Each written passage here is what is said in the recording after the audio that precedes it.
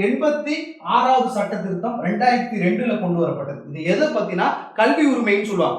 அதுக்காக முன்னுரிமை அளிக்கப்பட்டதா. ஓகேவா இல்லைங்களா? அது பாருங்க 6 முதல் 14 வயதுக்கு உட்பட்டவர்களுக்கு இலவச கல்வி வழங்குறதா இதனுடைய நோக்கம். இது பாத்தீங்கன்னா 2 விதியை திருத்துச்சு. அதாவது டிபிஎஸ்பில உள்ள விதி 45யும் அடிப்படை உரிமையில உள்ள விதி 21A உருவாக்குச்சு. இதன் அடிப்படையில் 6 முதல் 14 வயது உட்பட்டவர்களுக்கு இலவச கல்வியை அரசு வழங்கியாகணும். அது மட்டும் இல்லாம பாருங்க early childhood care and education சொல்லுவோம். அதாவது நம்ம பார்த்துருப்போம் ஊர்ல பால்வாடி ஸ்கூல்லாம் இருக்குல்ல, அந்த மாதிரி அவங்களுக்கு ஊட்டச்சத்து சார்ந்த உணவுகளையும் அது மட்டும் இல்லாம அவர்களுக்கு கல்வியும் வழங்கணும்னு இந்த திட்டம்.